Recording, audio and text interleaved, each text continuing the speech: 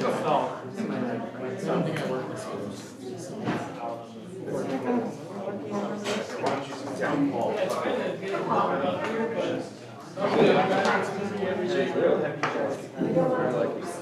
it's fine. You sit next to Jim Olson.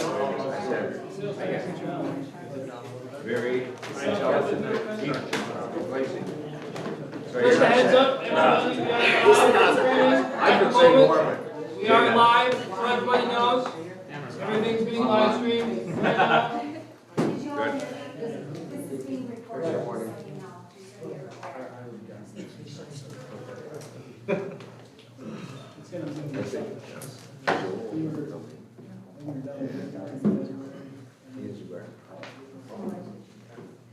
Is he on tour again?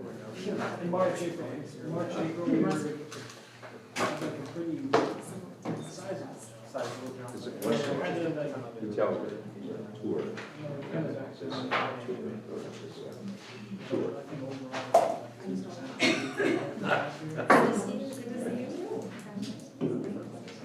All right, good. Did you go to that CEO thing today? No, it was a birthday.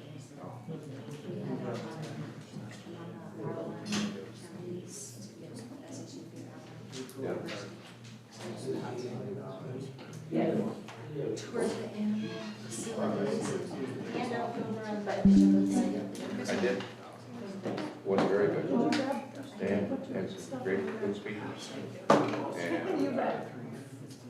had a military commandant there. They had the GOED was there, and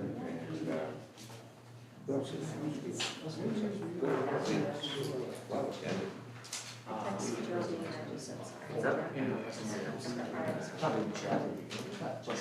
was down, before you go, I was down there to what we're gonna do with this replacement. It'll fit that. And I talked to Drew and talked to Timothy.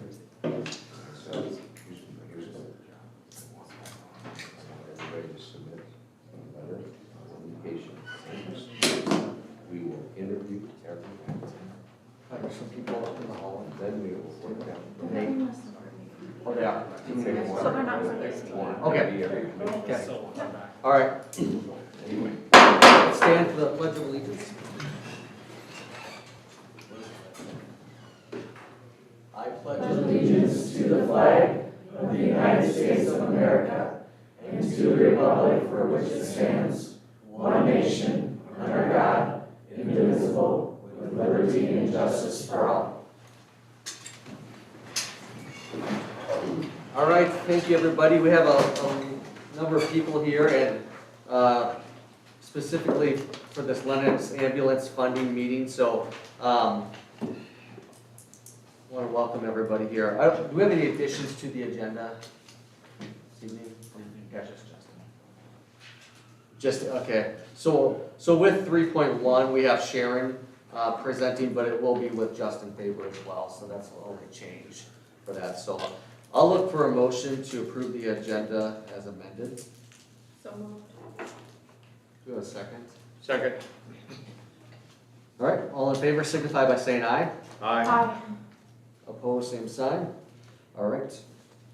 On to the next one. We're just going to quick introduce each other since we're not quite sure. Maybe some of us know who everybody is, but some maybe not. So, and we'll go around the table. So, is everyone that's like, is anyone sitting over here on the committee as well? Maybe just Christy.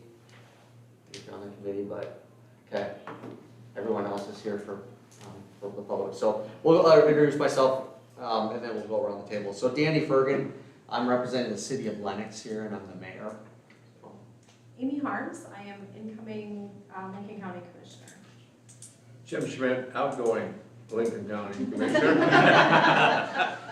Joni Ekstrom, again, income Lincoln County Commissioner. Alan Perry, I'm the Director of EMS for Lennox Ambulance. Crystal Jacobson, Mayor of Worthing. Lauren Van Drill, City of Lennox, Ward 3. Justin Weiland, I'm the City Administrator with the City of T. Tyson Dollar, I'm the Finance Officer for the City of Lennox. I'm Jess Severson. I'm the Media and Administrative Assistant for the City of Lennox. Justin Faber, I'm a data scientist, I specialize in public safety, Faber Analytics. Sharon Shantos, North Star Solutions. Mindy Lamenting, Finance Officer, Town Chancellor. Paul Anderson, Lincoln County Commission Office. Okay. And then Christy Kranz is on our committee as well. So she's got a lot to say, so she's sitting back there, right?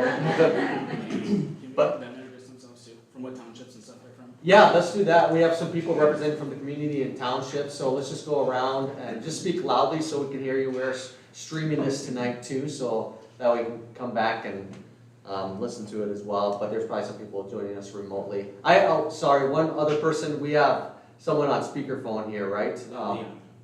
Lynn Young from T. Lynn Young from T. So he's here joining us, and he's on city council there, and on the fire department. Right. So, okay, we'll start over here. Introduce yourself. Hey, my name is Sheila Hageman, Turner County Commissioner. Turner County. Okay. Go ahead. I'm Jim Boyles with Perry Township. Cheryl Ziegler, Perry Township Clerk. Christy Kranz, Parks and Rec, Grant City of Lennox. Lori Philippi, Grant Township Treasurer. Mike Philippi, Grand Township. Philip Gustafson, Delaware Township. Alan Rippencrop, Delaware Township. Marlene Sweeter, Lynn Township. Arlen Hagan, Grant Township. Jonathan Hagan, Grant Township. Great. Well, thank you for taking some time out of everyone's busy schedule and coming here tonight. So there'll be plenty of time for sharing and discussion too. And I just want to open it up. If anyone from the public has anything, visitors to be heard this evening, we will have some open general discussion time later too. But if there's anything from visitors to be heard tonight, why don't you come forward? Okay, let's move on to the first one, new business. We have Lennox ambulance presentation. So Sharon and Justin, right, Faber? Yep. Yeah, just Faber. Yep. So Justin, you're gonna kick it off, and then Sharon. Yeah. And even the next agenda item will kind of flow into together too. So feel free to, if you've got questions, maybe wait till some of their presentation's done, but feel free to ask, and then we'll try to cover everything too. So go ahead. Yeah, all right, so Justin Faber from Faber Analytics, just some quick background on where I kind of get all this data from and kind of how I'm working with all these different agencies. So some of the agencies I work with are direct contracts like Patient Care EMS out of Sioux Falls. Then I'm also part of the Rural Service Designation Grant through the state of South Dakota. And I work with, I think we're up to 40 now, different agencies across South Dakota. So a lot, about 70% of the footprint of South Dakota EMS now comes through our data platform, which is fantastic. It allows for some pretty cool things that we'll talk about here in a second. The only service in Lincoln County that I don't directly work with is Hudson. And so they're a smaller service, so as we're kind of going through the data today and the different kind of visuals that I have on these pages, just know that that data is not in there. They are a very small service, so it wouldn't really mess with the numbers very much at all, but just know that it's not there. So this is the packet that I'm going to be going through, so this is the one you guys want to grab and kind of walk through with me. And we'll kind of go through the way that I broke it out. So basically, the purpose of what I'm trying to do is be what I call agency agnostic. So I've kind of present to you guys what EMS looks like in Lincoln County for the different communities across Lincoln County, but nothing in here is specific to just one service. So when you go to the page that talks about Lennox EMS, in terms of the actual EMS calls within the city of Lennox, that's not just the Lennox ambulance. Now granted, it's an overwhelming majority of the calls, but it's not just their calls. Same thing with T and Harrisburg, they're in here as well. It's not going to just be primary service ambulance that's responding. It's also going to be additional calls that are handled by other services, and they're all in here. So the way that I broke it out was I kind of have basically 2 pages for each different section. So the first 2 pages is all of Lincoln County.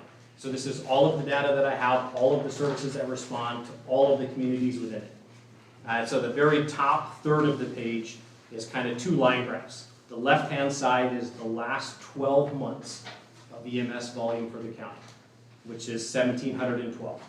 And then the right-hand side, this is kind of the cool stuff that we get to do now that we get basically 70–80% of the state's EMS data flowing through us. is we can train what's called a machine learning model that actually learns what South Dakota EMS looks and feels like. And we can use that to predict what EMS is going to look like in the future. And so we kind of go through, and not only do I train the model on each of the individual services that I work with, so there are models that is just specific to Lennox, and I send that to Alan each month, and he gets to see for his service what that looks like. But we also train it on all EMS data across the entire state. It's interesting to see how things kind of move across the state. If there's like an illness that starts up in Sioux Falls, a lot of times they'll move to Chamberlain, they'll move to Rapid. And so we kind of use that to kind of help the services better understand when they're going to see spikes in volume. And so I send them a monthly report and it shows, so they kind of get an idea of, hey, you know, the report's showing we might see a 10 or 15% increase next month in volume because of XYZ reasons. And so we can see on the right-hand side that it's predicting just over 1,760 calls for all of Lincoln County next year. So a modest increase, certainly not a very large increase. One thing that's interesting to note and this is true of a lot of East River counties, is there's not a ton of seasonality to the data. When you go and you get into like services like Custer and Hill City that I work with, they're so like tourism driven that their volume in May, June, July, and August doubles compared to what it is the rest of the year. So like the way that they have to engage resources and stuff like that is different because they have to be prepared for double the volume half of the year and then half of the volume the other half of the year. So it's actually sometimes kind of nice to have relatively stable volume, so you kind of know what to expect for volume for the county and then can use resources for that. The middle of the page is another line graph, which is the last 5 years of volume for the county, so that we can see what the volume was in 22, 23, 24, and 25. Again, relatively stable. There is some noticeable variance in it. We see that it drops in 24 to below 1,600 and then back above 1,725 again. One thing that's always worth noting for EMS and for really public safety in general is that public safety volume is incredibly weather dependent. If we get some really bad weather years and some terrible March flooding and some horrible July thunderstorms, volume spikes. If we get terrible winter weather, especially if it's at like 5:15 at night, you're going to see 5-6 times the normal EMS volume you would normally expect. So timing of weather can influence volume across an entire year sometimes. And so I wouldn't put too much stock into like small jumps and small reductions in volume because of how much of an impact weather has. And then the very bottom graph shows the average response time. So we can see for Lincoln County, the overall average is just under 10 minutes and 30 seconds, and that's from time of dispatch to knock on the door. So that includes both the en route time and the drive time. In terms of comparing that number to 40 other services that look across the state, it's very good. There's a lot of people that would trade for 10-minute average response times across the county. So you guys have a very good thing going here in terms of what you see for coverage across the entire county. And we'll kind of get to a little bit more of that on the back page too. Then the second page of the breakdown. The top 2/3 is a bar chart of the different types of EMS calls that are being responded to. So you can see that the most common call is a fall call. That is probably the case for over half of the services that I work with.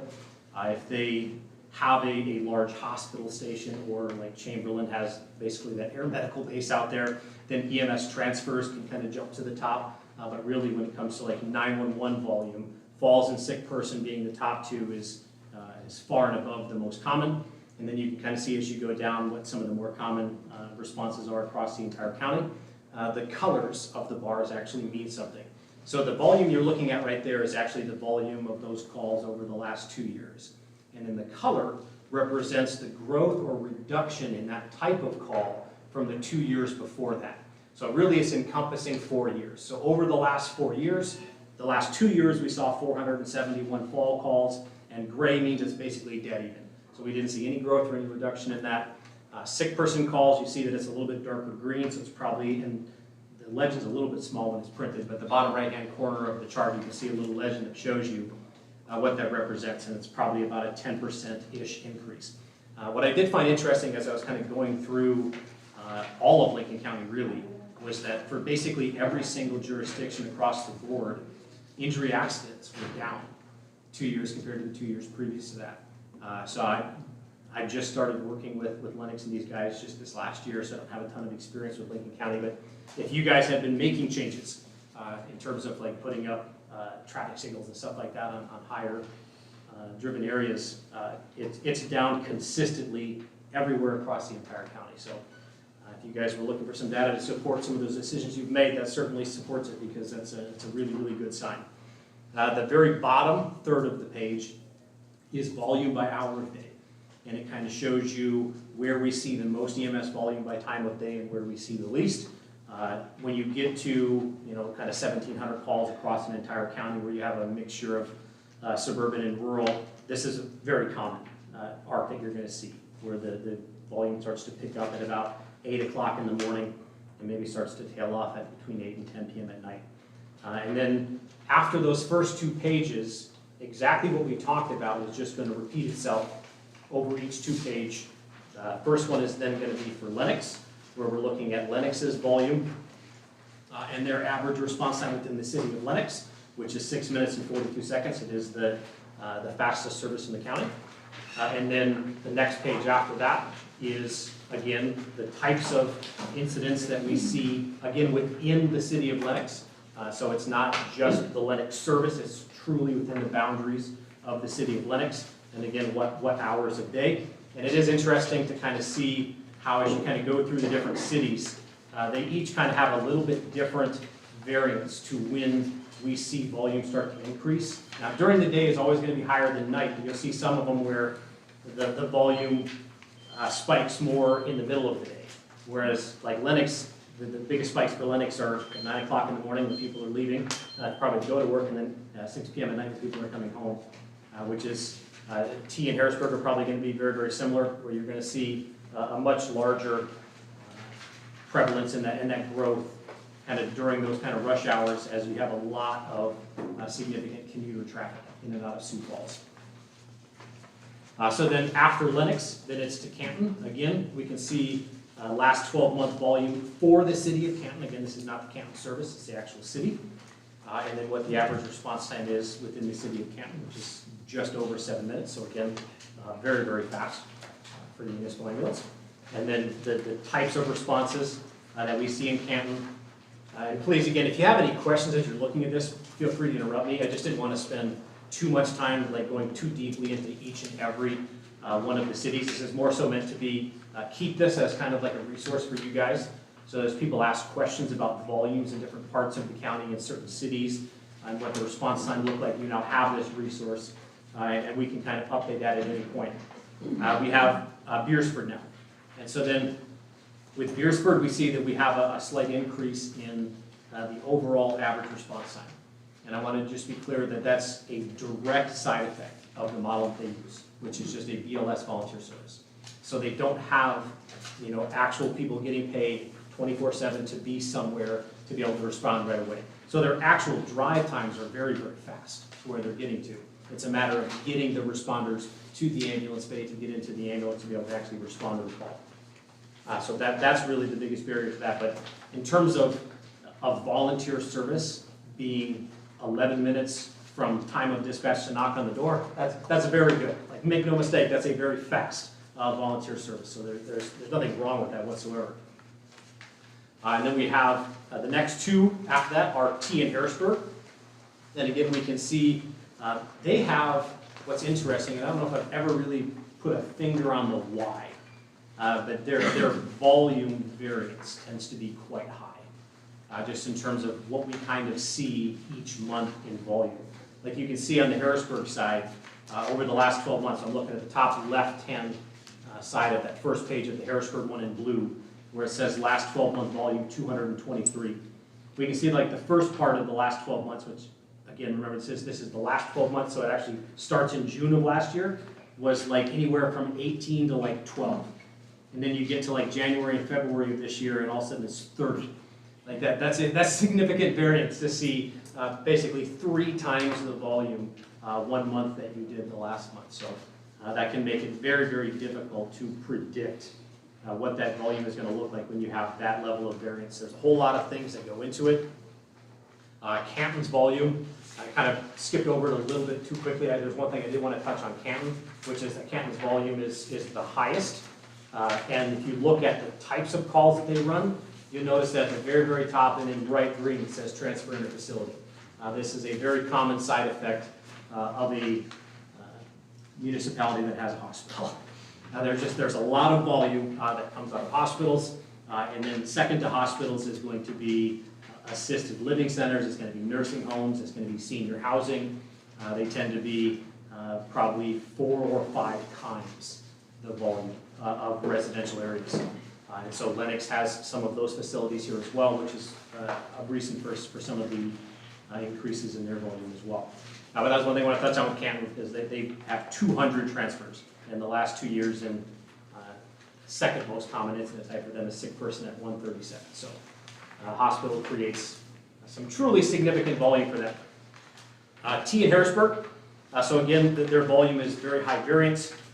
For Harrisburg, overall average response time is 12:25. For T, it's 11:25. Again, it's a side effect of not having an ambulance, obviously, directly in the town to respond to the call. But again, I can't emphasize enough that I don't want somebody to look at 11 minutes or 12 minutes as a response time and think for any reason that that's like a negative thing, like that's a bad thing. That is still very solid in the grand scheme of things in terms of EMS responses across South Dakota. It's still very fast.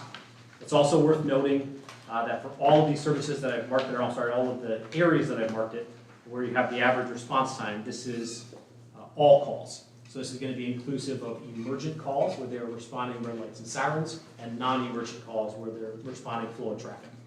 So when you look at something like this, as a general rule of thumb, you can probably remove 2 minutes for an emergent call. That's about what we see in terms of what we kind of see for time savings for the use of red lights and sirens, and you can probably add 2 minutes for a non-emergent call. So as you're kind of looking at these averages, 9 minutes for an emergent call, 13 minutes for a non-emergent call is probably a better kind of mindset to have for it.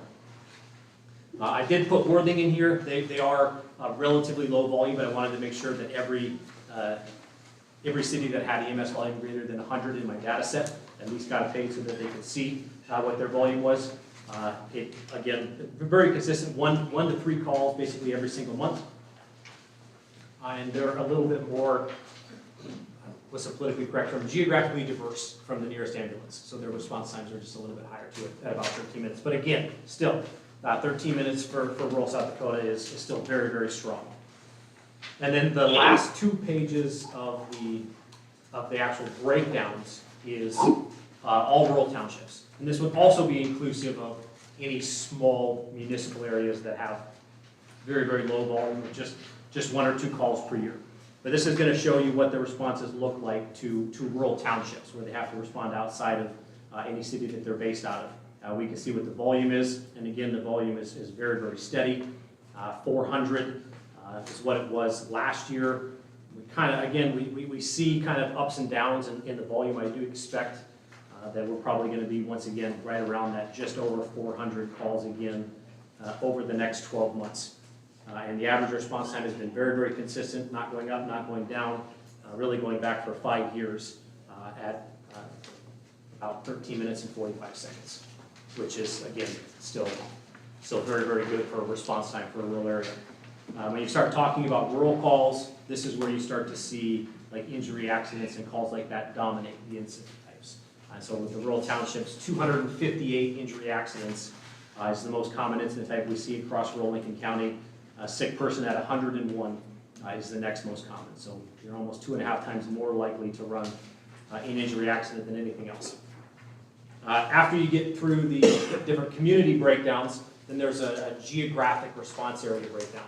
And it just shows you both by city, but then also each of the townships, what the EMS volume looks like across each of those areas, what it's looked like going back to 2021, and then what the total is for the last 5 years plus. And then it also tells you at the very end what that represents in terms of a percentage of the whole of the piece of the pie of Lincoln County EMS volume that those places are actually accounting for.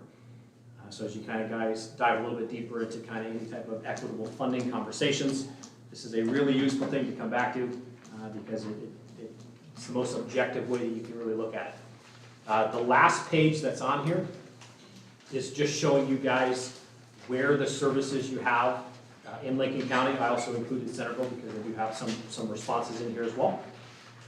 So you can kind of see based from their home base station where they would be able to get to in X number of minutes, either 0 to 5, 5 to 10, 10 to 15, 15 to 20. So you can kind of see what the coverage looked like across the county. I'm guessing, I wasn't around when this was first built many, many moons ago. I don't know if anybody was around when they had these initial conversations, but there was clearly some intelligent design to where these services are at, because they are very, very well placed for being able to cover Lincoln County. I mean, the entirety of Lincoln, if there was anything that was over 1959, it would show in white. And there's no white at all on the map. So the entirety of the of Lincoln County is covered in under 1959 from a response time perspective, which is, if I had to guess, maybe 5% of the state could say that. So it's very, very good to have this level of coverage. I would do everything in your power to protect this level of coverage, because if you lose it, you're not going to find it again. So this is awesome. I love the fact that you notice how the green areas, even the lighter green, is what I would still consider exceptional coverage, includes the entirety of the interstate. So there's no place in Lincoln County on the interstate where you're not 1459 away from an ambulance or closer. Which again, that I don't even know how many counties across the state of South Dakota would be able to say that. There are places that are maybe 30 or 40 or 50 miles from the nearest provider. So to have the entire interstate coverage in green like that is pretty amazing. I think that's, does anybody have, I talk very fast, I apologize for that. I try not to. I try to think about it as I'm talking, but sometimes I just get ahead of myself. I get excited. I like talking about that. I'm just a nerd. But does anybody have any questions about any of this stuff?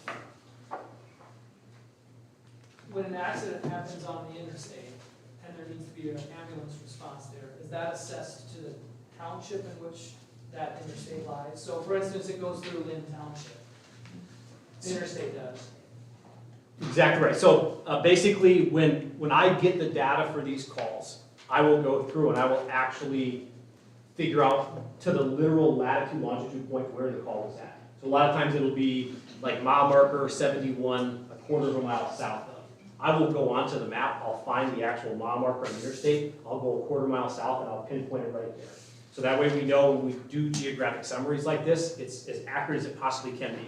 And so yeah, if it's actually probably all of the interstates going to be rural township. You're right, it would go in, it would flow in. If it's outside of a municipality. Yeah, then it'll flow into a township. Got it. Yep, exactly right. Yep.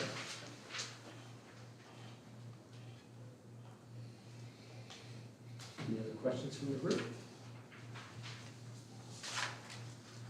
A lot of good information. All right, Sharon. Okay, so I will be using this handout. My name is Sharon Chankelson with Same Project Consultants on Smart Solutions, depends on the day. But Justin and I received a contract through the Department of Health for the Rural Services Designation Grant, and that was in late 2024, and it will end in November 2026. With that contract, I can provide, Justin and I can provide free technical services to any ambulance services in South Dakota. We have been working with Lennox in the city of Lennox since February of 2025, and they have been working really on this model since 2022. So we had a starting place to start, and now we're going from there. So the value proposition of Lennox is going from a part-time model or a voluntary, like a part-time hybrid model to a paid staff model. So the voluntary EMS model across the United States has reached its limit and cannot ensure a long-term reliable emergency response. And Alan helped me, if you subscribe to Amazon Prime, there is it's called Honorable, but it's EMS and Prices. And it's an amazing documentary on across the nation, how EMS across the United States is in crisis. It wasn't built like police and fire. It was built really kind of differently. In fact, the first EMS folks were actually morgues and coroners and hearse, like a hearse would come in front of your house and pick you up. Or somebody would throw you in the back of the truck or back of the car and take you to the ambulance. It wasn't really until the 70s, really, until EMS became, so it's pretty late in the game. And by that time, it was kind of a hodgepodge of how EMS was put together. Some are paid, some are volunteer, and we'll go through that model. But in South Dakota, for example, there is among the 8 states that have fewer than 3 ambulances per 1,000 square miles. So again, you're pretty lucky in this county. We're working with counties that have 1 ambulance. Maybe they don't have any ambulances. Paid volunteers are paid $3.25 per hour when on call. An EMT is paid $15 per hour. Paramedic is paid $23 per hour. So think of that, and when you're thinking of what they're doing every day with the vicarious trauma and burnout, EMTs and paramedics have a higher rate of divorce, PTSD, and suicide. They work with really dangerous conditions, including exposure to bodily fluids and physically violent patients. And it is backbreaking work. So this is really hard work. So again, the value proposition is going from a hybrid model to a 24-hour, 7-day-a-week coverage. The city of Lennox right now is bearing the cost, the entire cost of the ambulance service for their jurisdiction. And they are speaking for Danny and the city council. As those costs get greater, it's harder and harder to bear for just the citizens of the city of Lennox. So what we looked at were a couple of funding options. We looked at equitable funding. Oh, do you have to go? Okay. Equitable funding within the ambulance jurisdiction and an ambulance district. So we looked at really 3 different models. We looked at what if we just kept the Lennox ambulance in the city of Lennox where it's at right now. And then the second option we looked at was, what if we built a station and expanded the jurisdiction to T? So right now, it just comes up to T, but it doesn't go into the city limits of T. So, so what if we built, so we could split the difference between Lennox and T? And then the third option was, what if we had 2 stations per se? One where we had manpower here in the city of Lennox, and we had manpower in the city of T, dedicated manpower.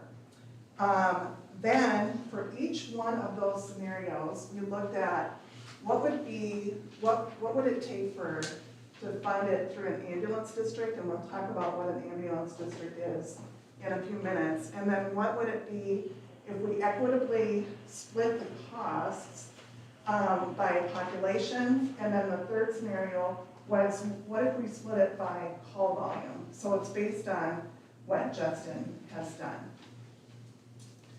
So I know this is very tiny, so what we looked at was the current Lennox jurisdiction, and then we also looked at what if the jurisdiction was extended to the city of T. And to be clear, for those of you that don't know, the city of T and the city of Harrisburg do not have their own ambulance services. They're served from the north by this PCMS, or out of the city of Sioux Falls. And then from the south, they're covered by Canton and by Lennox. So Lennox is an advanced life support service, and I think you may have heard Justin say ALS or ELS, so we'll talk about what that is. So, a basic life support is, provided by EMTs, and it's basically non-invasive, life-saving care. And if you want to get more into, if you have questions regarding that, I'm going to turn it over to Alan. But you have 2 ALS services in Lincoln County, Lennox and Canton. And they have medics or paramedics on staff, and they handle more complex and invasive interventions. So they can do cardiac monitoring and interpretation.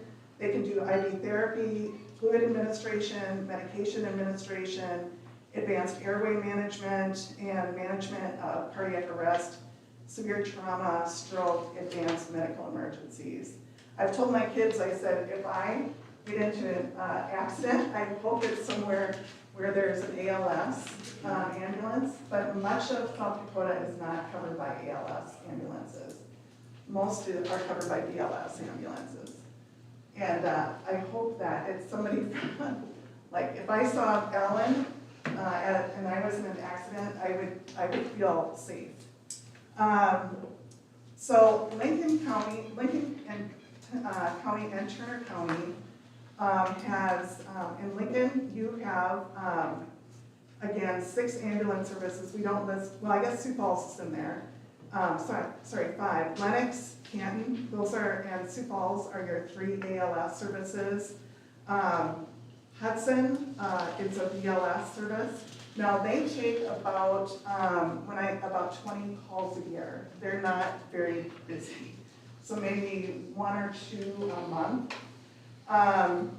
And then Beersford is also a basic life support service, and they also take, they also a volunteer model. So I just got to circle back real quick. Now that you said Beersford, it reminded me of something that I forgot to say as we were going through this, and I apologize.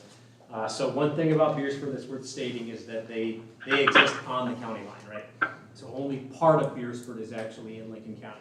So when you're looking at these numbers, the front page where it's all Lincoln County, this is inclusive only of the Lincoln County portion of Beersford. Right. If you go to the Beersford page, it's all of the city of Beersford. I didn't want to put just the 70 or 80 calls that they have in the Lincoln County portion of Beersford on my Beersford page, because it would make it seem like their volume was much lower than it actually was. So the Lincoln County page is truly all Lincoln County calls, only that part of Beersford that's in Lincoln County, but the Beersford one is truly an overview of the city of Beersford. It says highway, is that the county line? Yep. And Centerville is kind of the same way. They go into a little bit of Lincoln County Exactly as right. well. Yep. So in Turner County, the Lennox is the only ALS service, and then Centerville, Hurley, Marion, Parker, and Viber are all BLS services. So you can see on this map, slide 12, where the services are, and it kind of complements the last page of Justin's handout.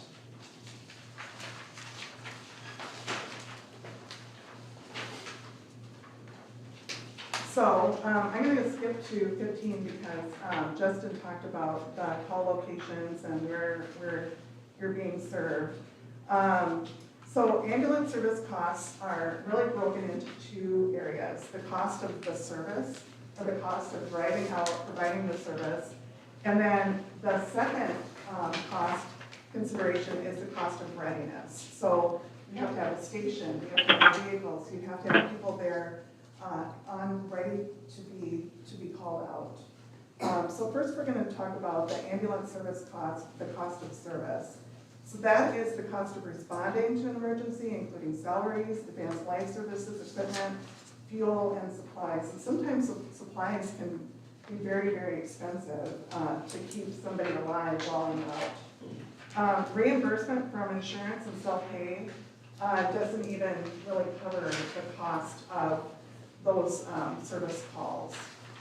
So the next 3 slides on there, the large blue areas right up here, those are what is charged to the insurance company.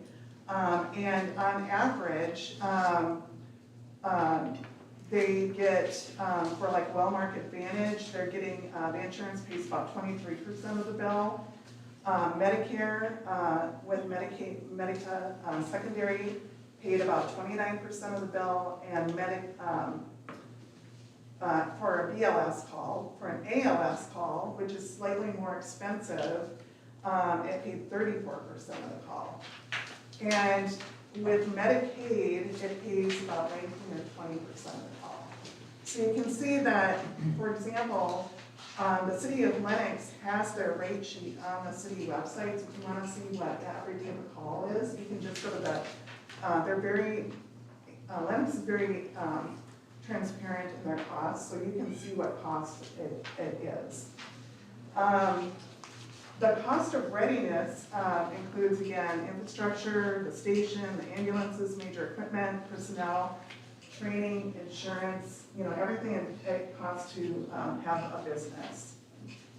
So equitable funding within the current ambulance jurisdiction, we were looking at the city of Lennox, the city of Worthing, and the city of Chancellor actually wanted to join this jurisdiction as well, which I think is really wise, considering the poet plant there and other activities around Chancellor. Lincoln County and Turner County. If the city of T decided to join the jurisdiction or the expanded jurisdiction, they would be included as well. So again, you can't see a lot of this, but essentially, it would be the most, I would say, economical cost, even with building a new station, would be having an expanded district with the city of T, with a station in between T and Lennox, and we'd have about a 6 or 7 minute response time, and the funding would be more equitable between all of the jurisdictions.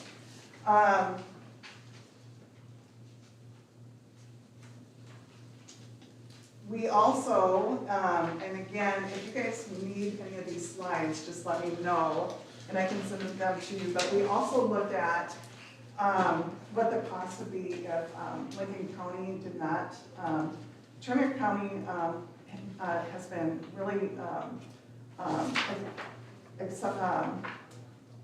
they see the value of this equitable model, and because of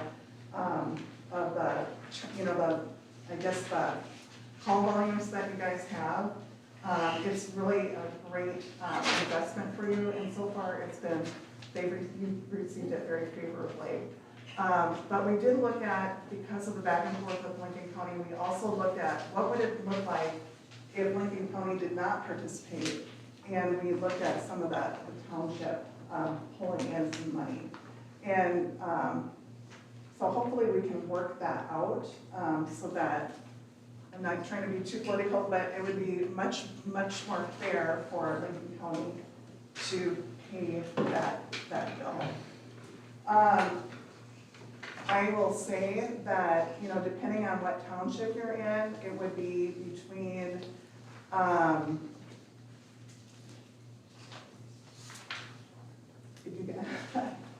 sorry, I can't read this, it's so small.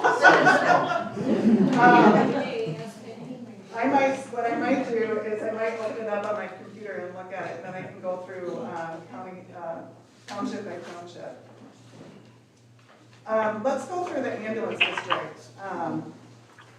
But the ambulance district is, it's something that there's like 22 ambulance districts in the state of South Dakota. It's very popular, especially in western South Dakota, where the counties would rather have a tax district than have which is a mill levy on your property taxes, or with your property taxes, than have pay into an ambulance, an EMS service.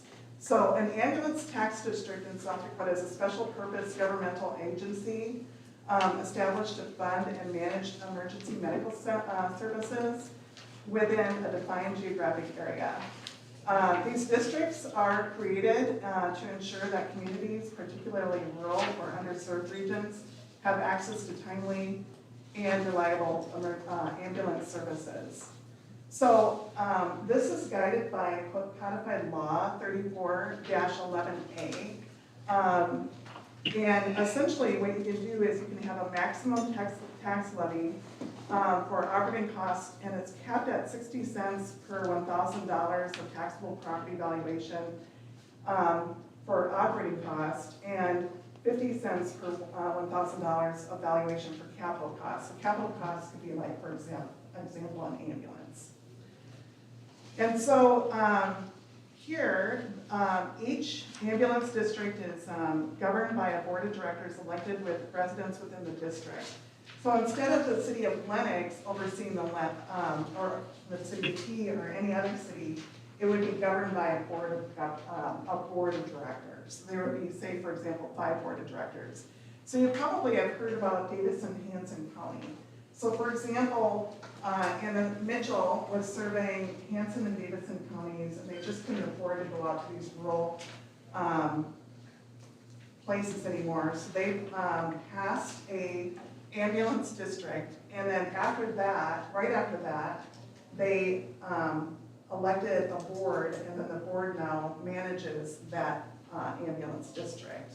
And the board decides, which is important, what the mill levy will be, what the budget will be, what the gap between the insurance and the operating costs will be. And they can do that really in a couple of ways. They can either do like a flat mill levy on properties. So like, for example, if it's 35 cents, you know, for example, for us, or for Lennox, it could be 35 or 45 cents. That would be straight across the board. Now, on a valuation of a property, if I own a house in, say, Worthing, and it's worth $100,000, the valuation would be 92% of that, so it'd be $92,000 times 35 or 40 cents, and then that's what I would pay. So it'd probably be about $40 a year that I would pay. So now what Davidson-Hanson County did, and what a couple of other counties in South Dakota do, is they do a special assessment. So they look at, they go through this is a really big job, but they have the auditor download every single property in the county or in the ambulance jurisdiction, and then they say, okay, these are owner-occupied houses, these are businesses, these are apartment buildings, this is industry. We are going to put a special assessment on those. We are not going to assess agricultural land. And so that's what they did in Hanson-Davidson County. It ended up to be about $250 for every property. And it kind of varies a little bit, but essentially that's what it kind of averaged out to be.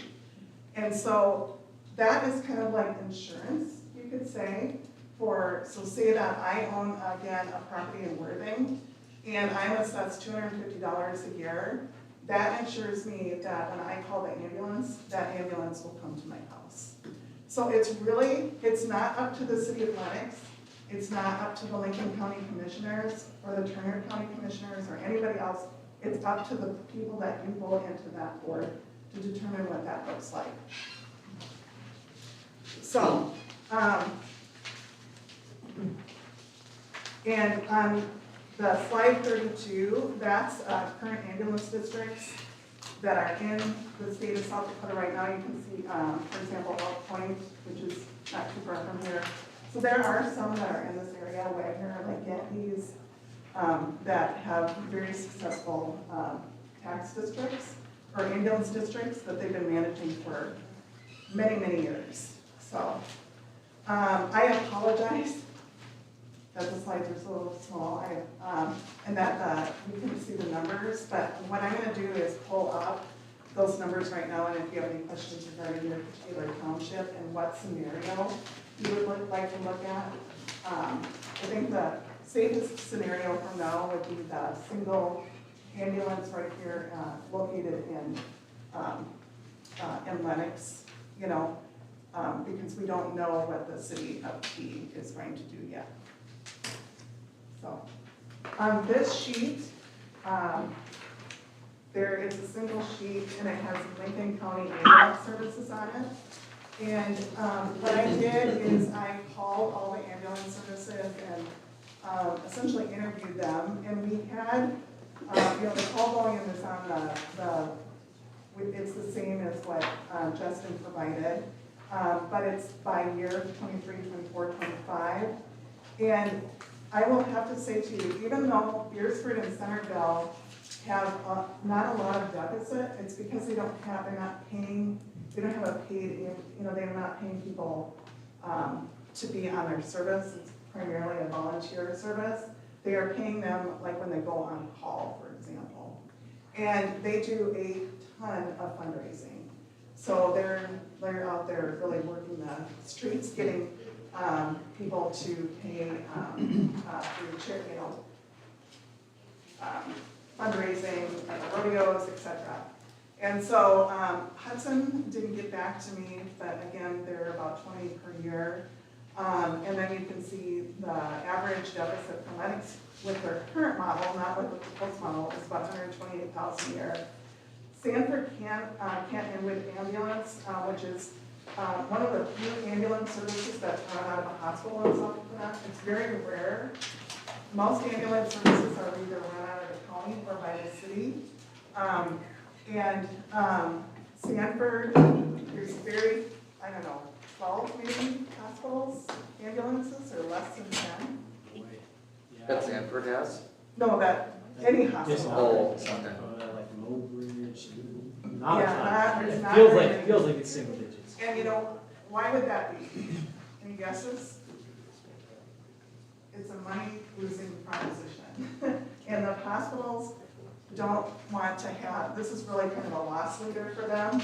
And so the reason that they have so many transfers is because they give them to Canton and then they transfer them to their main campus in Sioux Falls. Right now, they're only staffed 6 a.m. to 6 p.m. and then they're on call 6 p.m. to 6 a.m.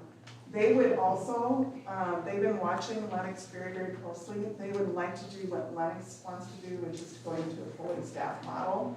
And then that would cut down their times as well. But that would mean that their deficit would double, essentially. So it would be $460,000 in deficit. So, but there's a little paragraph on each one of the ambulance services if you want to learn more. Okay, that's all I got. Yeah. Questions for Sharon? She's going to pull up her slides in case someone has a specific question on a number you can see on the paper. Questions for Sharon? Sharon, on these ambulance districts that are located, slide 32. Yeah. Is there any uniformity as to the cost? I mean, is there, not that, because they're very different geographically, but I mean, is there, like, are they 35 mils or they're 25 mils or do they? I think most of them range from 40 to 60 cents. 40 to 60? Yeah. Do they have, any of these have any insulators on there so that they become an independent taxing district?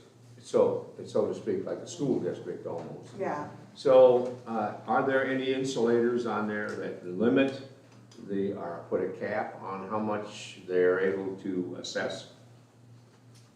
I don't know the answer to that question. Well, once the levy is set, it can only be raised by the cost of inflation 3% of the cost of and CPI. plus growth. Yeah. Same as any other tax. Same as us. Yep. Cost of, CPI and 3%, right? Yeah. Right. Okay. Maybe Marlene's here, right?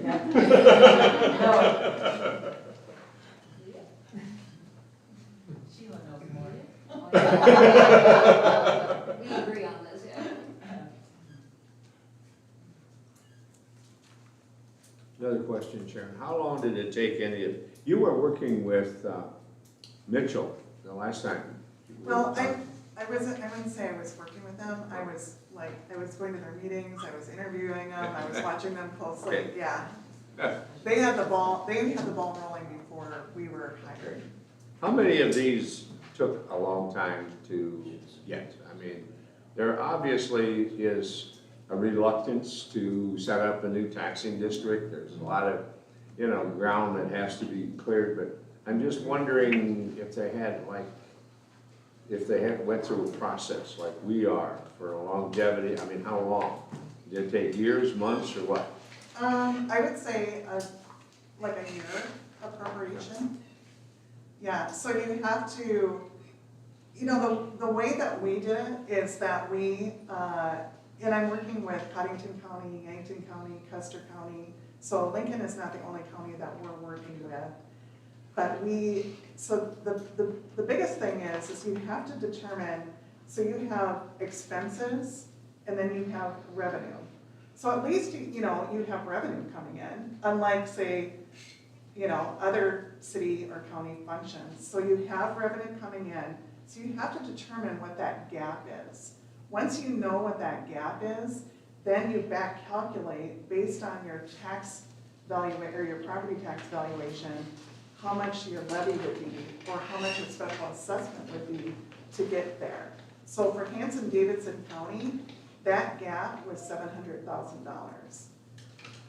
And so they had to back calculate. That's how they came up with the $250 special assessment, is because when they looked at all their properties, they had to take $700,000, divide it by their, the properties that would qualify, and it came up to $250. It's essentially math. Is that how you back calculated, so, there's two different models we're talking about. Yeah. One would be the special taxing district. Yeah. The other is the shared resource model. Yeah. Based on call volume, based on population. So is that how you came up with the numbers? Yes. For the shared resource? You got it. Okay. So Yep. one of the questions that, for example,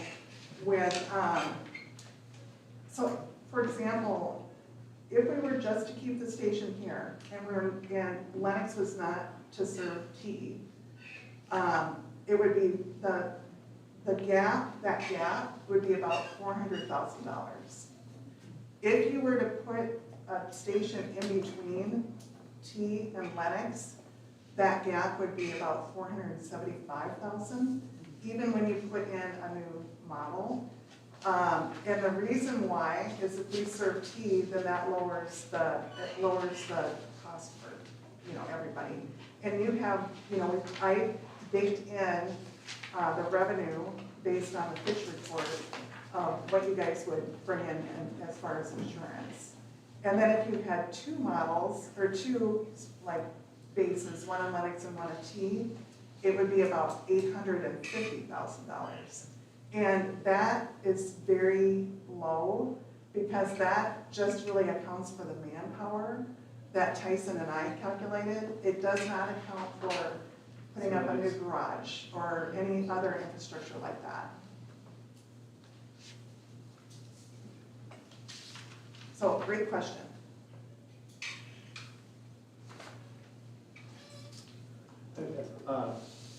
Jim, I know that, so we met, what was it, about a month ago now, and so it seems like there had been a bit of a shift away from the taxing district model. I'm not saying that is totally off the table, but the shared resource model, I think, is something that the elected officials in T have grown in interest and fondness towards looking deeper into.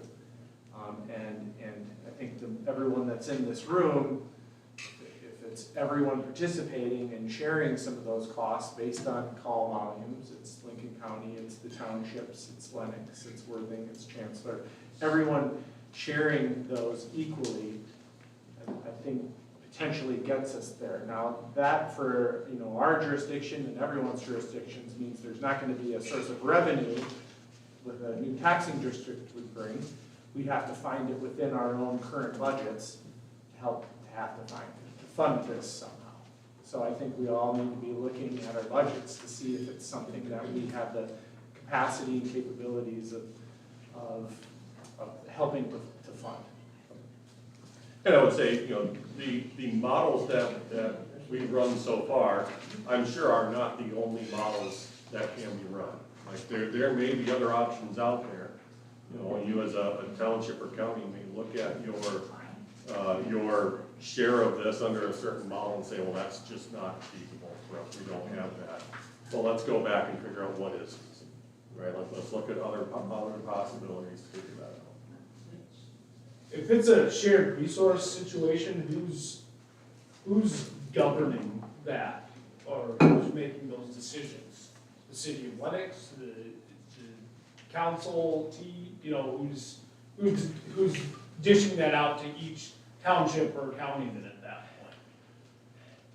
Yeah, there are benefits and risks to all the options. You could have its own organization, but then you lose certain employment benefits for your staff. Like you won't be able to offer SDRS to your employees, and you may be so small that healthcare isn't a realistic possibility, and I don't know if the health will be available then or not.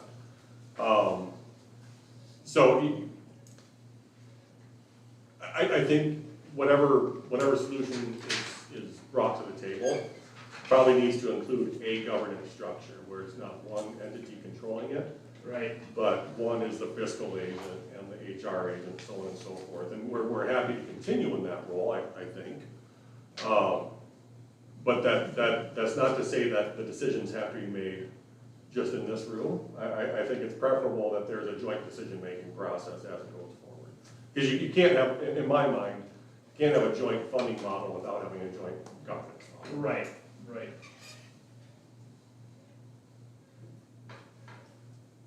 I'm Nate. Sorry, I came in late. Jim, have they ever had just since we're tossing out every idea, have we ever had a hybrid where we've taken joint funding and a small taxing thing combo? If I understand so Custer County is split in half. So everything west of the park, the Custer State Park, is a tax district. Everything east is not. It's just kind of a hodgepodge. So right now, their ambulance district is very old, and they have not ever raised the rates. And so it pays for about, I believe, about a third of their operating costs, so the county does pitch in some of it. I don't think the city of Custer helps, but the county does. Yeah.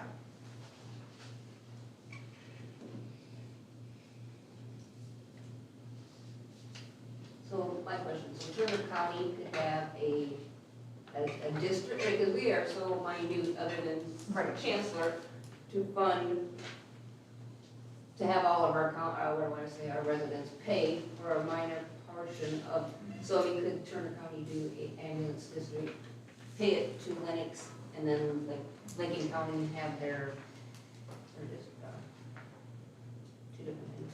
You could. Or you could, yeah. You'd collect it, and then Send it probably have an operating agreement with the ambulance service. Yeah, then send it forward to Lennox. But I can almost guarantee you that if you're just going to section off one part of Turner County, you've got four other services in the county that may want a piece of that pie too. I agree, So, but we're talking about Right, Lennox right. now. And so, I mean, I can't say that we're gonna tax Parker to give Lennox money for the ambulance, because Parker has their own.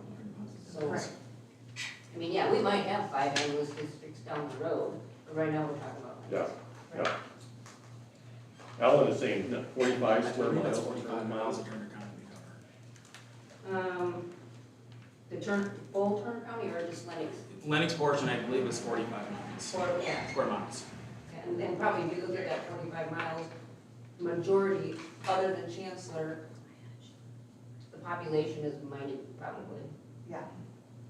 But I will say too that Turner County uses Lennox for their ALS intercepts also. Well, I'm not saying that we wouldn't but I'm just wondering, I mean, I don't feel it's fair for me to charge Parker and Marion to subsidize Lennox. I mean, so we could do an ambulance district for the area that Lennox covers. One thing to keep in mind, I'm free, so don't forget that, I'm free to work with. So if we want to geographically pinpoint every single call that you have and do the equitable funding of this is exactly where the calls are at, like there's nothing more objective than that, right? Like you remove the emotion from it by saying 8% of the calls is in that district, so 8% of the funding goes that direction. So I would love to work with Turner County, you guys are willing. We are willing to work. Deal. That would be awesome. And we're not talking a ton of money for Turner County. Yeah, It's I like understand. $20,000 to $45,000. So, yeah, and so that, at that point, you would think, is it worth doing a tax district or an ambulance district just for that stretch? So, yeah. Well, currently you have, Lennox has a jurisdiction to part of Turner County, correct?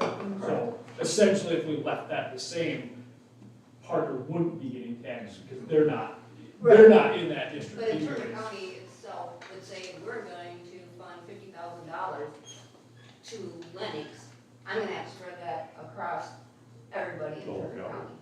I can't just say, I'm doing a mill levy for Chancellor. I mean, unless we do a special assessment, or we just do a taxing district, I can't say, It'd have to be a special assessment to the ones in the jurisdiction. yes, a special assessment or. Yeah. or Still like taxing. special assessment, I think the Special special assessment is the fairest way. Yeah, Right. because I can't say, we're giving straight, or we're giving Special Lennox assessment. $50,000 and we're gonna spread it across Turner Right. County, because then everybody's paying that levy, and then all of a sudden Parker's coming in. Right. And then they're gonna get charged for Parker and Lennox, and then they're, you know, so. Right, yeah, it'd have to be a special Yeah, it would have to assessment, be the ones in the- that jurisdiction. Yes, in that jurisdiction. Yes, So I correct. mean, we could zero out, and in which they have a pretty good map. Yeah, So right. a lot of that might not be residential, it could be just farmland. Yeah. in that- Well, Other you than have Chancellor. you have to remember that if you're gonna be farmland, you're taxing people who live all Well, that's over the it, country. and that's it, I mean, so. You're not just farming, We're you're talking about- people that live here, We're talking, yes. we're And talking so- landowners that live all over. Yeah, so you would have Will to never- determine whether or not you Yeah. want to tax a landowner that you're never going to service. Yeah, you're not gonna Unless service that people farmer from Florida has a farm and Massachusetts and wherever. Right. It'd have to be a special assessment to the Right. residents To the in, resident- the residents in occupying. that, Yes. yes, Yes, that are in the dwellings there. yes. Yes. Marlene? You're hiding. Jim. I heard you say that you thought that special assessment was the best route to go. Yeah, just don't tell the auditor I said that. No. I know, my auditor would look at me. She's not here. I think there, honestly, from the conversations that we've had, there's always a reluctance to have a separate board set up and set a levy independent of anybody. I mean, that's just, I think there's maybe a fear factor along, but a special assessment to me actually sounds better. I mean, it's fair and equitable across the board, but I'm curious as to the other townships. For you guys, what are your thoughts? I mean, this isn't a free lunch to sit back there in the back pew, you know. So I'm curious, what's your thoughts? Well, I think her and I just discussed that for the Turner County aspect of it. It would have to be a special assessment to the residents in that jurisdiction. I think that's the only way to. Well, you can't do it taxing, but I'm curious for the rest of it. I think for me, the biggest thing that if it was based on, if you took out the ag land where people parcels where nobody lived, and you're looking at residences and maybe businesses too. Because you think of a place like a grain elevator or a manufacturing facility, the concentration of people is much higher there, and the likelihood of an injury there is much higher than like a daycare or something. I don't know. But that when you take the ag land out and looking at residences, I think that that's a reasonable approach. So bare ag land would just be exempt because there's nobody living there, there's nobody that's gonna get hurt. I mean, technically won't get hurt there. So you just kind of leave it with the residences and the businesses that are in the counties or townships. Because it could be a farming accident. Yeah, but you're But still they a were resident that you're paid, so. But And depending on, like, but could, I could be renting your land and you live in Philadelphia and you're not paying taxes and I'm renting the land. I'm not paying, I mean, so, and I get hurt on that land, I'm not paying any, I mean, well, you're gonna bill me though, because I got picked up. Lennox is gonna bill me. I assume you could do the special assessment based on the residential or commercial value only and exempt any ag value. Because those are known values, they're separated values in the assessment. So we do a special Like you said, assessment. the owner occupied and the commercial, isn't that what you indicated they did there was the different Right. classifications? Yeah. Right, so I went to the director of equalization for Lincoln County and for Turner County, and parcel by parcel, they broke down what was owner occupied and what was ag. And so, based on the calculations that I made for this, I didn't do a special assessment, because I mean, it would, I didn't wanna make the directors of equalization were already being really nice to me. If I would have asked them to do that, they would have really needed me. And so, so what I did is I just took their, so the ag land is valued at, the valuation is 85% in Turner County and in Lincoln County. So if I have $100,000 worth of ag land, it would be assessed at $85,000 and then times the mill levy. So, yeah, so that's how I calculated it. And you still tax the ag land. Correct. That's how I did it with mill levy calculation. Yeah. So I have another question. Sure. So if we did this shared technically, okay, how do we determine what it's gonna cost an average homeowner in rural Lincoln County?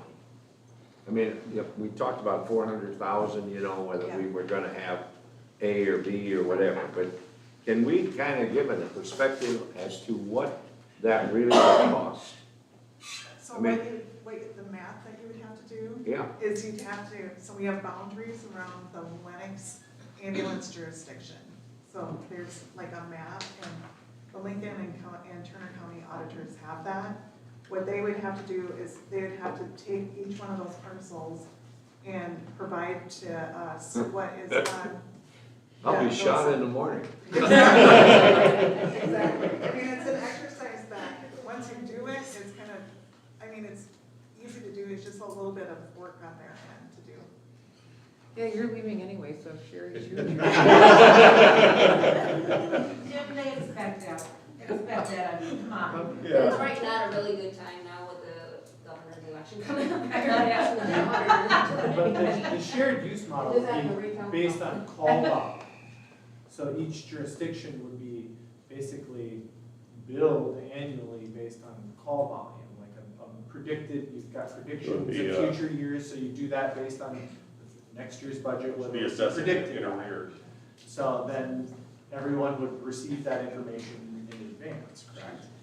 And Well, then- are you talking, I think. are you I'm talking to the shared, I'm different- talking the shared resources model. Okay. That would be based on call volume. Okay, yes, So, we don't, there's no funding sources. right. So we're not assessing. Everyone is just digging in the couch cushions to figure out how to keep EMS going. Correct. Because I think just the realities, I mean, I don't know where everyone sits in the room, but the realities of passing a taxing jurisdiction might be a little bit difficult in today's current climate. So like tonight, I think a conversation about the shared resource model is important if this is gonna be a reality. My question on that is, So we have the municipalities, we know what our call volume is, we know what that, you have numbers on what that annual cost would look like for T, for Harrisburg, who would participate, right? Or not for Harrisburg, but for T and Worthing and, then there's the township areas, the outlying areas outside of the municipalities. Those are both, there's two taxing jurisdictions, there's the township and the county. How does that get divided out equitably between the township and the county in the shared resource model? In the shared resource model, right now, we looked at it by City of Lennox, City of Worthing, City of Chancellor, and then if T wanted to join, we included T and expanded the jurisdiction north. Then we looked at Lincoln County and Turner County. So, for example, if we were to do the central station, the City of Lennox would, on a call volume, would contribute $162,000 a year. The City of Worthing would contribute $18,000. The City of Lennox would contribute $6,000. The City of P would Was that Chancellor? contribute, it's in there, but it's so small that you can't see it, sorry. $175,000. Lincoln County would contribute about $98,000. Turner County, $16,000. For a total of about $475,000. How much was Chancellor? Chancellor would be $6,000. We also looked at what if Lincoln County decided not to participate? What would that look like? And would we ask, if we had to ask the Lincoln County townships if we had to do a central location, Delaware would be $5,000, Grant would be almost $12,000, Lynn would be about $9,000, Perry would be $23,000, La Valley would be about $20,000, and Delapre would be about $57,000. So that, yeah, I can hear that. So Lincoln County is contributing a portion, No, and then that would be just be That's township. without that. That's if the So that was my question, is how that gets split up. So if in a Lincoln County model, the township, the Lincoln County would cover the cost of the rural. The municipalities would pay their share within city lines, Yep. and Lincoln County and Turner County would pay for the rural. I understand, okay. Does that make sense?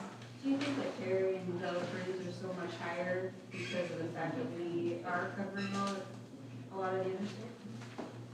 Yes. Yep. Which, I mean, we have noticed has driven up a lot of our stuff before. Like even our numbers when we've been here, we've talked about that fire and whatever, yeah. So I guess for the city, I have a question. Where's T at? I don't think I have many more answers to the questions than what we've had in the past. Justin, I can help with that. Okay. Thank you for bailing me out. All right, so this is Link Young from about 200 miles away listening in, so thanks everyone for coming tonight. Where's the City of T at? City of T is looking and saying, hey, we're continuing to look at this and saying what's best. Is it best to help our neighbors out? Is it best to do this long term? Is it best to do this short term? So we're looking at that. We're also looking at what the state's doing. They've got a ambulance funding task force coming out in the next couple months. I'm interested in what our commissioners are doing, especially our commissioners-elect and our current commissioner outgoing, because this has been a constant discussion for years, and the commissioners have always run on public safety and supporting public safety. Well, this is public safety, and your commissioners in McCook County pay about $400,000 to support rural ambulance. Minnehaha County pays $400,000. Many counties support rural EMS. and what we have from Lincoln County is zero. So supporting public safety needs to be a priority. I think that's what all of our citizens want. As far as the city of TE, if we go into a funding model, whether it's equitable or whether it's the by population, we still have great interest in that. In discussion with the rest of our city councils and our mayor, but we want number one buy-in, and number two is we want to make sure that we're still mobile. I mean, whatever we do today will not solve the problem in 5 or 7 years because of the way Lincoln County grows. So this group, and I applaud Alan and Nate for getting the townships in the room and all that other stuff. I know they made those calls. We need to continue this discussion. But we see the value of this. We actually asked for a quote from PCMS to do it for 100, or put a truck down in T, and they've not done it. They haven't provided us a quote. Our Fitch study said we could provide EMS to our town for $875,000. So how does that work? How does response times work? How do a lot of other stuff work? We want to keep the conversation going, but as I look at it as a city councilor, seeing that 27% of the calls are in the rural area and Lincoln County comes up with zero, I don't think that's right. I don't think the taxpayers want that right, or want that to be the contribution. So where we're at, we're still in the ballgame. $152,000 and $190,000 we can come up with in the budget process, but we're not going to ask our citizens to put more property tax on themselves through a levy or a special assessment. I'm very confident of that. So our contribution would come out of general fund dollars and making priorities, as we all do as city councilors and township and county government. So I hope that's a little bit of where we're at. But like I said, I don't think we're interested in the taxing model. We haven't been for a long time. And we're looking for the county to step up and show some involvement in this like they do other areas of public safety. Thanks, Len.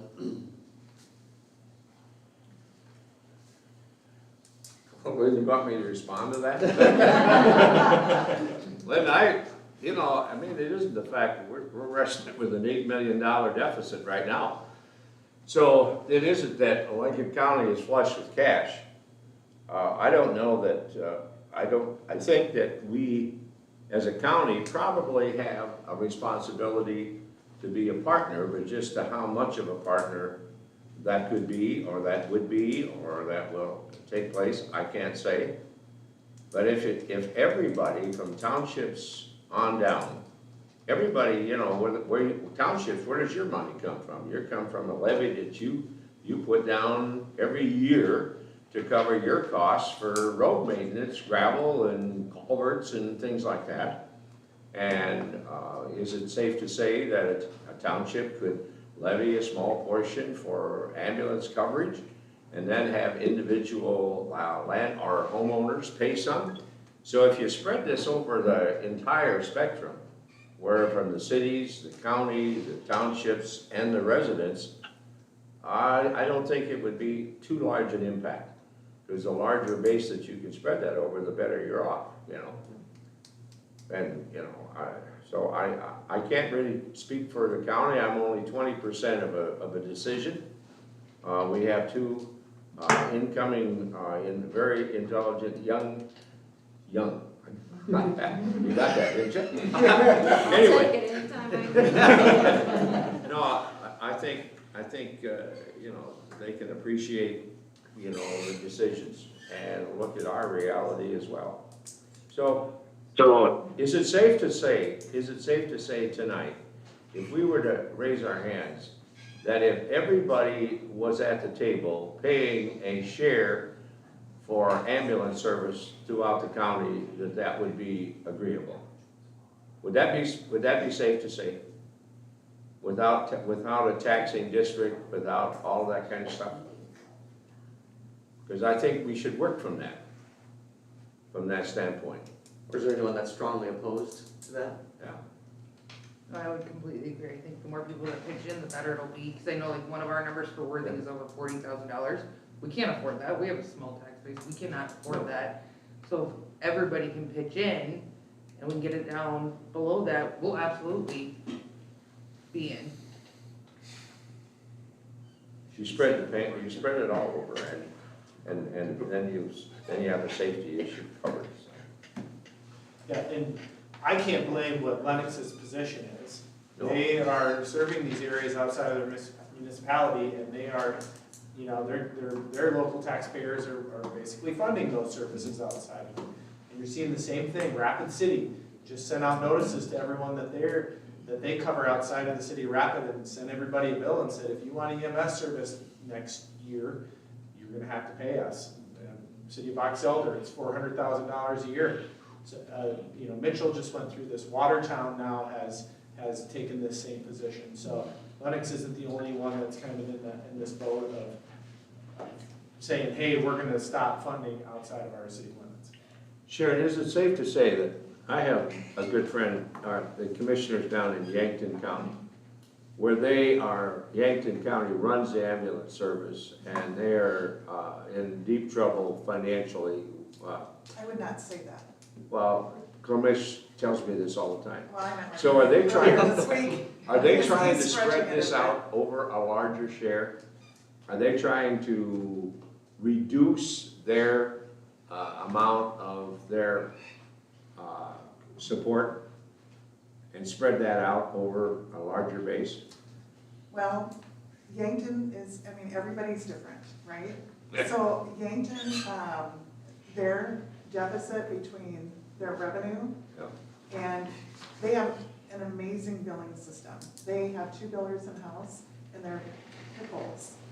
And they only have a $400,000 deficit. They have $1.5 million in operating expenses and $1.1 million of revenue coming in through insurance. It's very good. It's the best in the state. And so the county has to come up with that $400,000. But they actually have their billing has actually crept up to almost $1.3 million now. So now, I talked to Dan, Commissioner Clemish, last week, and we tried to talk to the city of Yankton, and they do not want to participate. And so now they're looking at doing a tax district or an ambulance district in Yankton. The county or The county. excluding the city? No, including the city, the whole county. There's only one ambulance service in Yankton, and it's Yankton County. They serve the entire county, and they go into, I don't know what county Irene is in, but they serve Irene as well. Yeah, it's like right in the corner. It's a Turner mess. We're trying to and geographically put Clay them Turner and Yankton. in the right spot. Yeah. So, Throw a rock, it's in a different county. so Irene wants to be in that because, again, they're an amazing ALS service. They have air support down there. They have Yankton, Vera Hospitals down there. So, yeah. So anyway, their situation is much different. And if Commissioner Clemish is listening to this, I'm sorry, but he's got it better than he thinks he does. Marlene, would you hazard a guess how long it would take the auditor's office to do that necessary function? To get all that or that parcels out or whatever they have to do? Well, that would be the assessor's office. Yeah. Well, I would assume that's probably gonna take a little bit of time. But it wouldn't They've be, been very responsive to any. yeah, but it wouldn't be that wouldn't be all. No, because it's all done by class codes, Right. so, Yeah. I mean, it's all in there, you're in class codes. Okay. So would it be safe to say that we get all that was done from Lincoln County and the townships would have theirs, and so we could come up with some numbers at what it would cost? Yeah. I mean, that's what I'd like to see. For all of of Lincoln County or just this Lennox district? All the affected townships that are gonna get the service, yeah. So it wouldn't be all the county, it would be just those townships that you mentioned.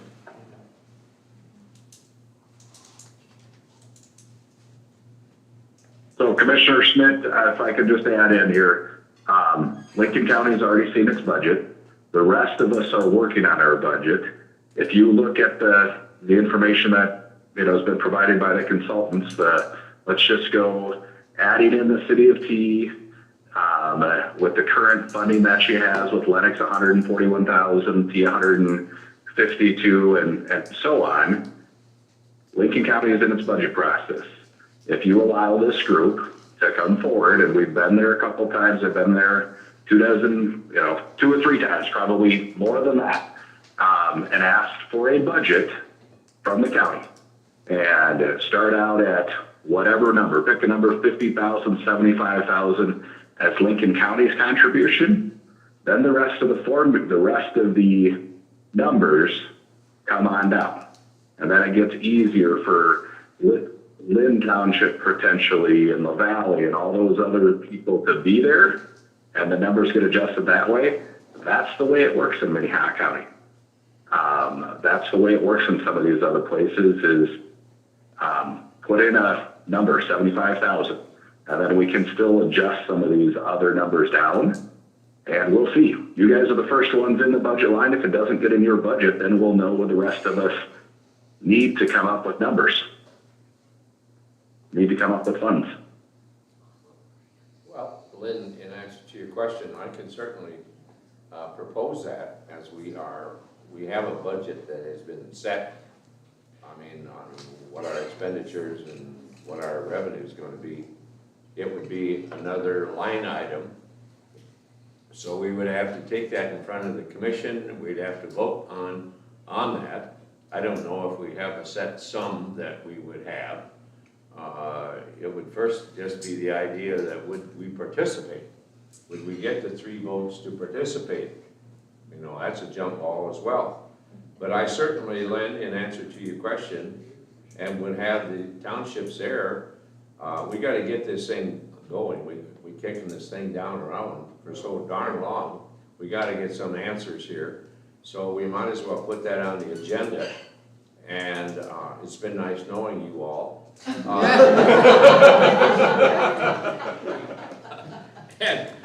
And we'll call the question. And it's very important for you townships to be there because it's a serious business. We're not talking just money here. We can talk money all we want, but it's kind of nice to be able to call when you have an emergency and have somebody come and take care of it. And it's a life and death issue in some cases. So we'll put it on the budget, Lynn, and we'll see how far it goes. And I'll go down. Commissioner Schmidt, I'll go down. I appreciate that. I'll go down tomorrow and we will talk to Sherry, and I'll talk with it, and we'll get it on the agenda sometime, or as soon as we can, so we get this some numbers and we get this decision made. Okay? So your budget. I appreciate that. Your first budget hearing is September 1st. Though the work has already started. The first public hearing, the first public hearing is September 1st, if I'm correct. Yeah. Is anybody looking at budget hearings? We'll be talking every week now. Hearings in the month of July. We're gonna be kicking. And August. Actually, We have the work budget sessions hearing on the was 30th. Work sessions? Yeah, we start a work session on the 30th and then publish the provisional by July 30th. And then your first hearing first Tuesday in September. So, but internally, we'll be kicking this thing around. Does anybody here think that this is not doable by September to find some kind of solution on paper? Well, keep in mind that townships, we've already had our budget Right. set for the year. And I understand We would that. have to have a special election or a special. Right. And I don't think anybody in here is all that concerned about, when the money would come into this group. So if that means that it's a different budget year for one than the other, then we work that out. I'm not kidding you.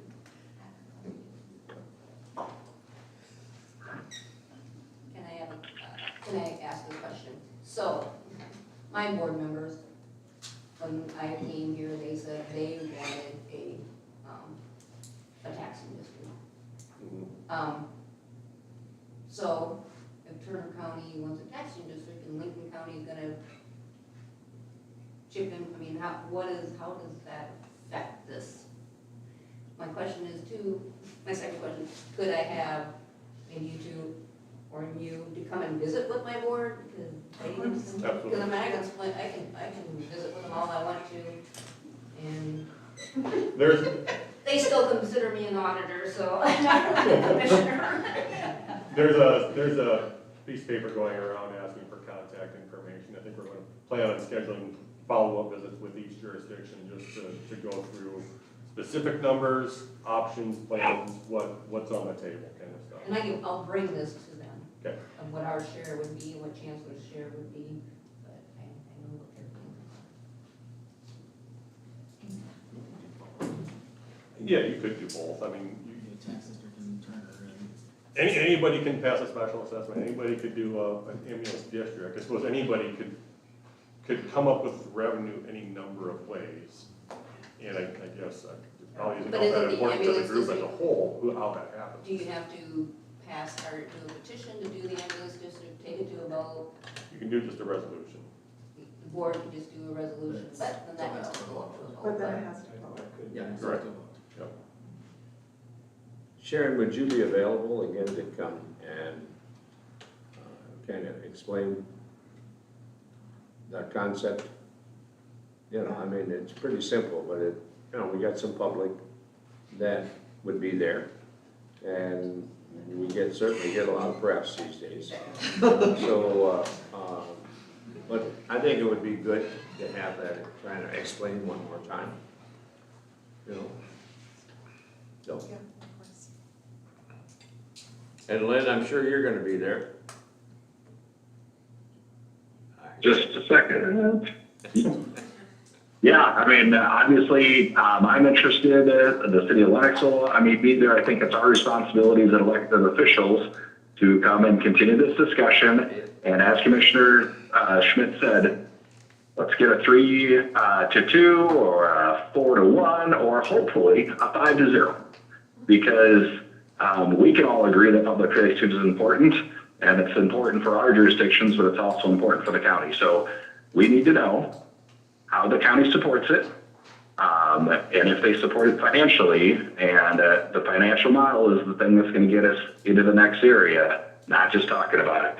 And now I sound like a city councilor from Lennox, but we got to move some way, one shape or the other, because T needs to make decisions too.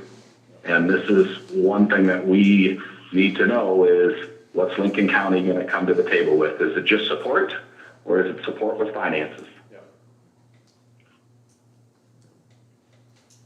So feel like you were on the bubble.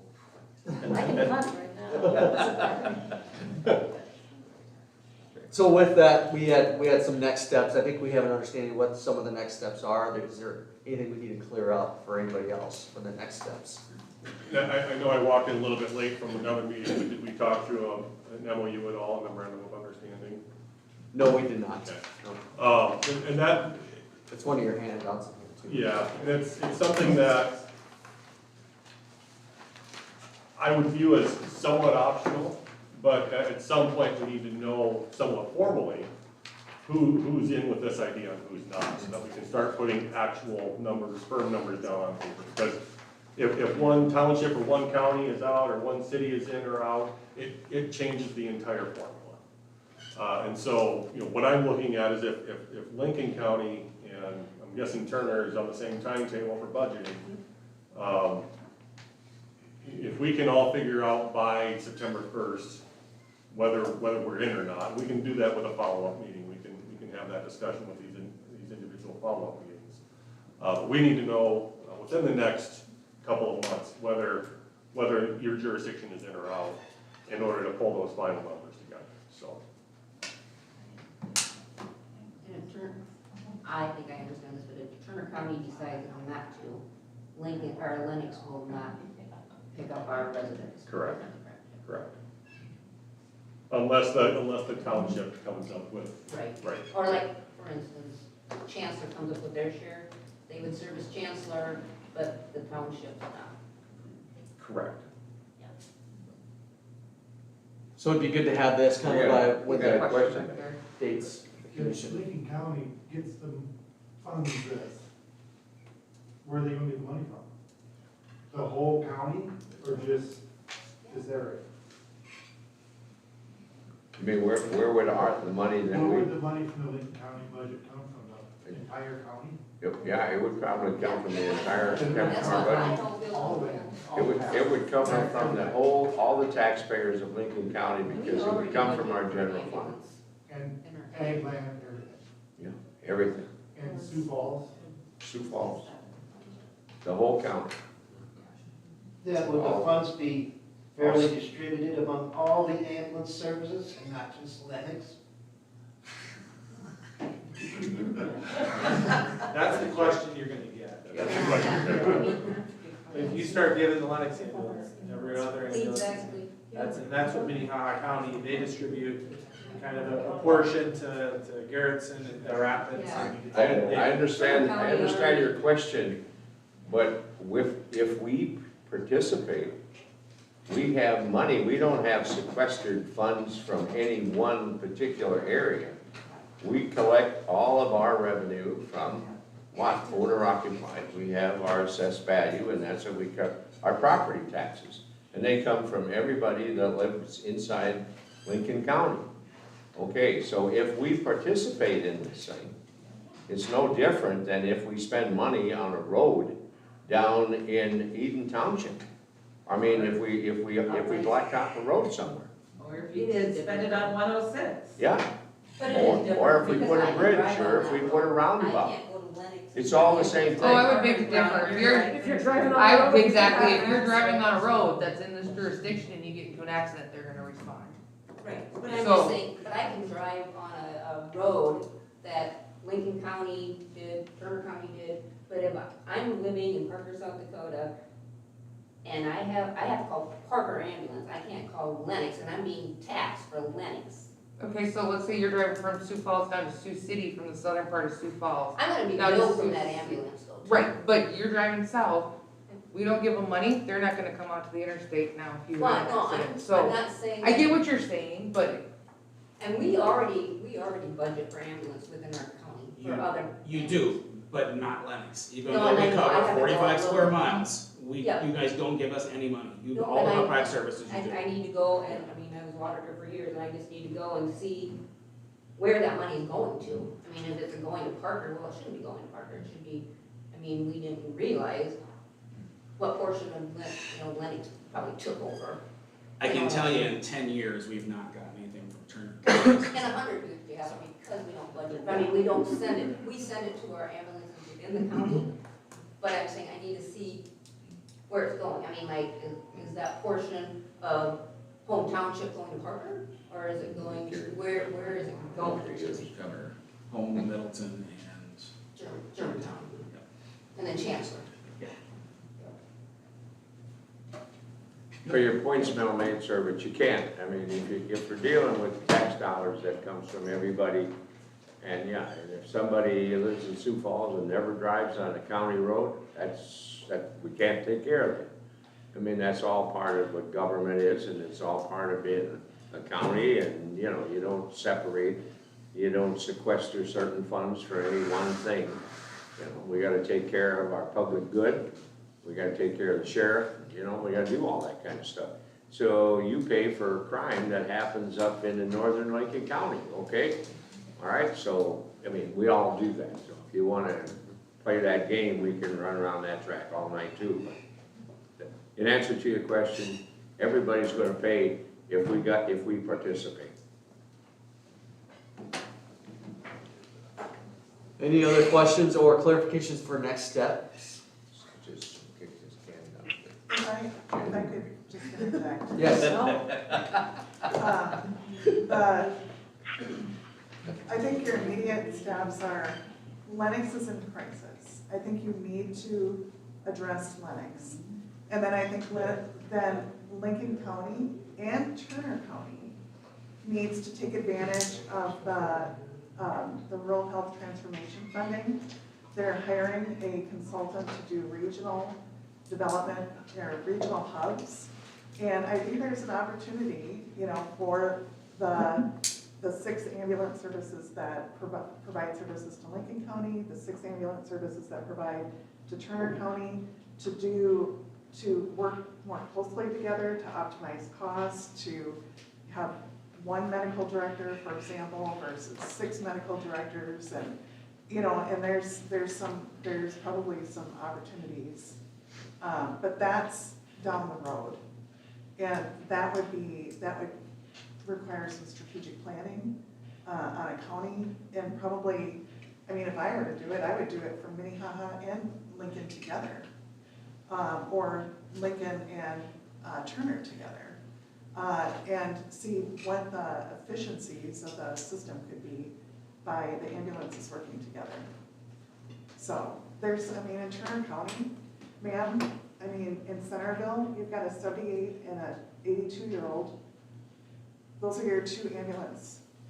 Yeah, I know, we're all hurting, I understand that. Yeah. And at one time, I know we talked about, and it just dropped, having a southern ambulance place and a northern, and staffing somehow, figuring out how to fund it, but then it just, I don't know what happened to it. I mean, I was the auditor at that time, so the commissioners were handling it and stuff up, so Yeah, but there's a real opportunity here. I mean, there's a bolus of money that's coming into, $1 billion is coming into the state of South Dakota, $8 million a year for EMS, that I would encourage these 3 counties, Minnehaha, Turner, and Lincoln, to take advantage of, and work together, take off the political hats, and look for the greater good of your grandmother who's having a stroke at home, your daughter who has a car accident on the highway to work, your husband, you know, who has a work accident, working at Poet and Chancellor. I mean, though, that is why we're doing this. And so that, I would, let's address the Lennox issue in 2026, in 2027, then look at more strategic solutions across these 3 counties. That's fine. That's great. Okay. Yeah, thank you, sure. Justin, any other thoughts on Mr. Data?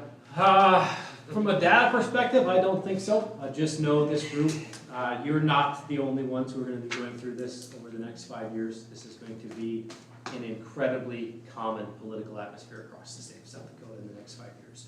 Unfortunately, EMS reimbursement just has not kept up with operational costs.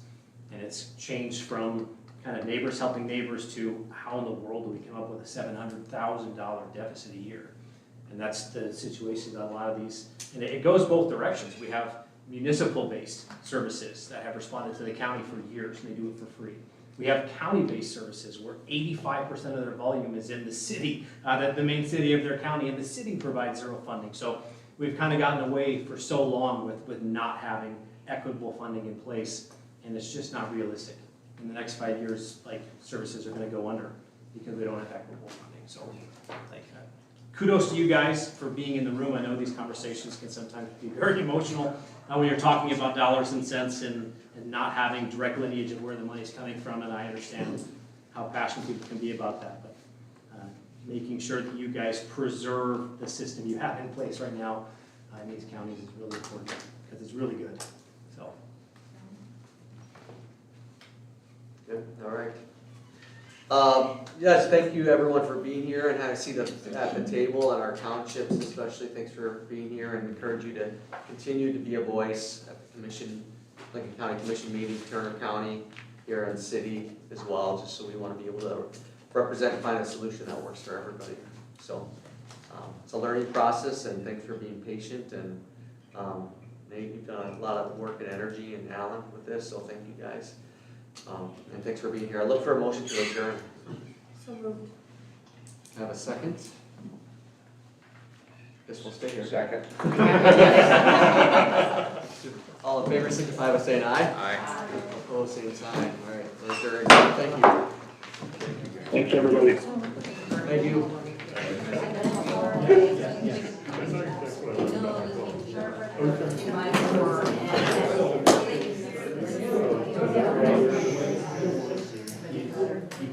2024, 116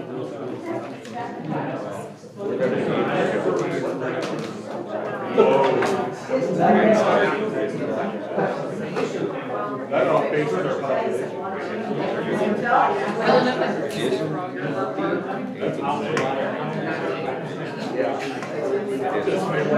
I know.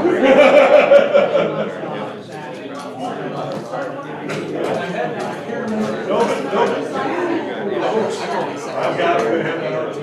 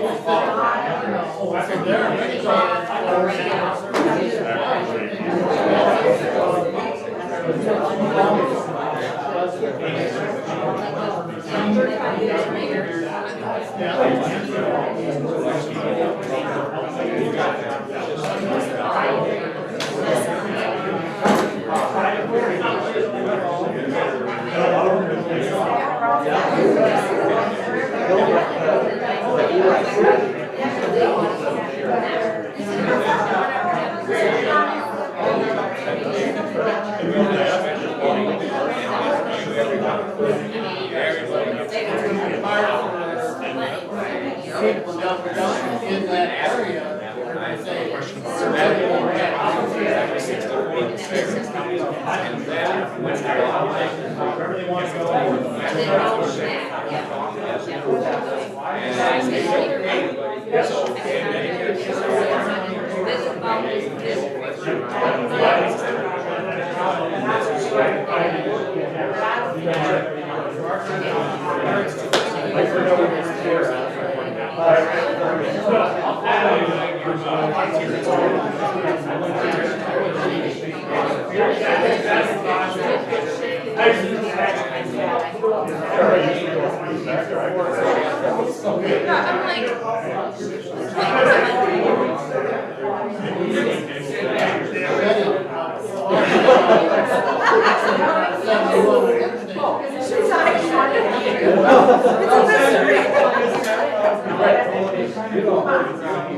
yeah, I know they do, but they're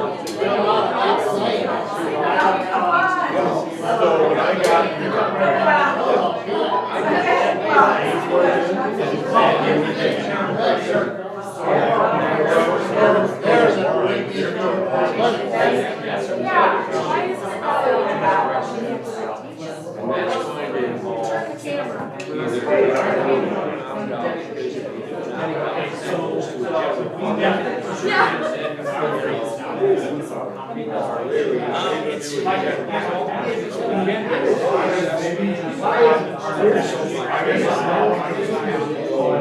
Yeah.